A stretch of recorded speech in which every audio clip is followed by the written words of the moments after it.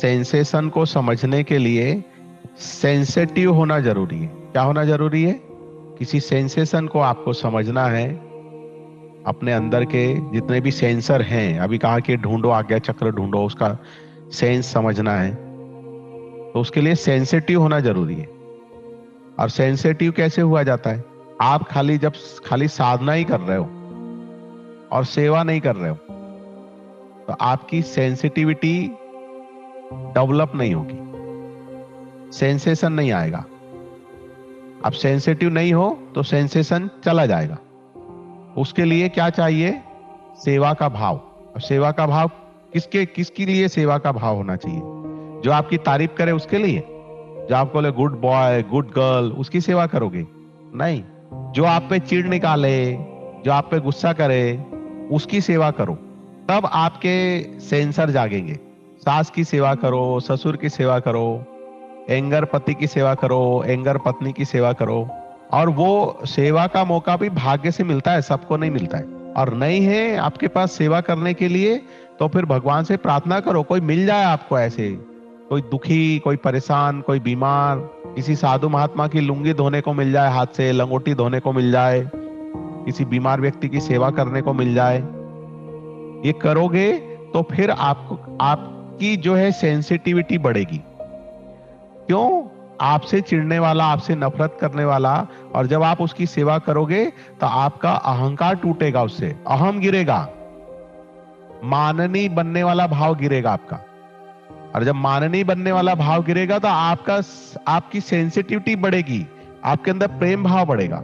तब बोलते हैं प्रेम ही परमात्मा है। जैसे ही प्रेम जागेगा तो आपके सारे सेंसर जो है वो पूरे क्रियाशील हो जाएंगे।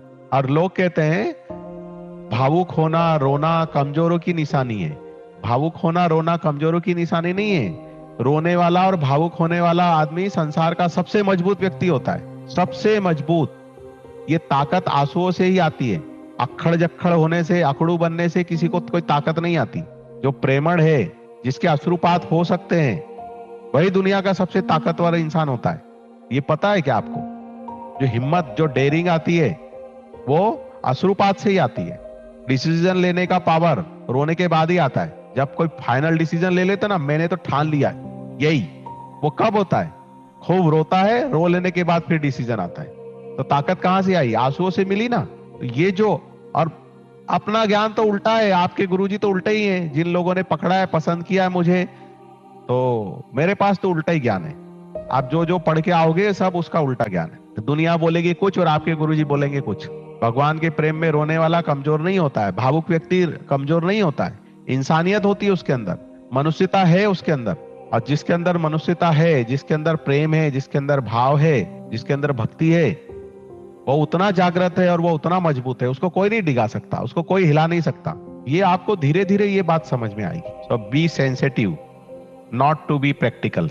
Opposite knowledge from your guru. जो प्रैक्टिकल रहना है उनको रहने दो, हमको क्या लेने देना उनके प्रैक्टिकल होने से। रहो प्रैक्टिकल के ना, सबकी दाल रोटी चलती है और सबका जीवन चलता है। प्रैक्टिकल रहो या सेंसिटिव रहो, उससे आपकी जीवन में सफलता और असफलता का कोई लेना देना नहीं है। ज्यादा प्रैक्टिकल करने वाले एकदम सूखे हो जाते हैं, रसहीन जीवन हो जाता है उनका। जीवन का सारा रस चला जाता है, प्रेम, आनंद सब चला जाता है।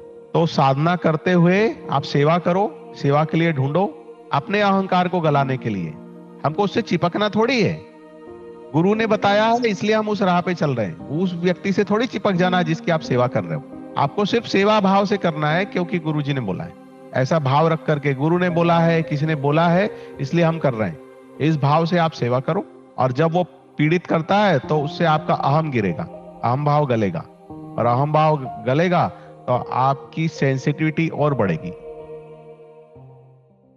हरिओम। हम आपको हमारी नई प्रकाशित ई book dive into the unknown के माध्यम से अपनी आध्यात्मिक यात्रा को और गहराई से खोजने के लिए आमंत्रित करते हैं।